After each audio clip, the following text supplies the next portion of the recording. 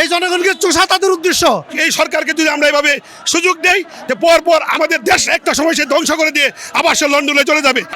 জারু পেটা দিয়ে বাংলাদেশ থেকে তোমাদেরকে বেরাই করবে। এক মাসে বিদ্যুতের দাম তারা 2 বার বৃদ্ধি করে তারা প্রমাণ করেছে বিগত 17 বছর আওয়ামী লীগ যা করে নাই এই সরকার 3 মাসে তার চেয়ে বেশি করেছে। এটা দেশ এবং জনগণের জন্য আসলে বর্তমান খুবই ক্ষতিকর, এবং আমরা যেটা প্রত্যাশা করছিলাম 24-এর পরবর্তী সময়ে দেশের এই দুর্ভিক্ষ হবে, এত তাড়াতাড়ি একটা সরকারের জনগণ থেকে বিচ্ছিন্ন হয়ে যাবে, জনগণ সরকারের বিপক্ষে যাবে, এটা আসলে খুব সরকারের জন্য এটা মানে ক্ষতিকর দিক বলে আমি মনে করি। এটা অতিরিক্ত মুনাফা অর্জনের জন্য, জনগণকে চোষার জন্য, এটাই তো মূল কারণ। এই জনগণকে চোষা তাদের উদ্দেশ্য।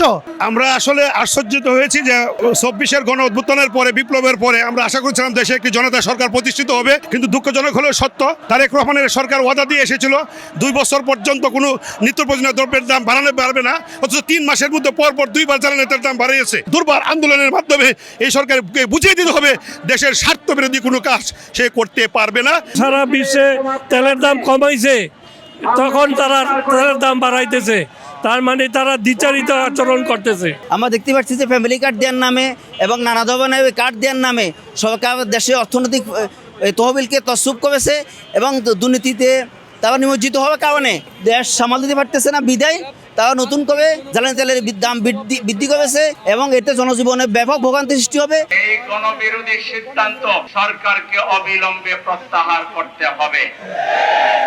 সরকার মাত্র 3 মাসও হয় নাই, প্রত্যেকটা সেক্টরে দুর্নীতি, অব্যবস্থাপনা এমন একটা দিক নাই যে দিকে সরকারের কোনো সফলতা আছে।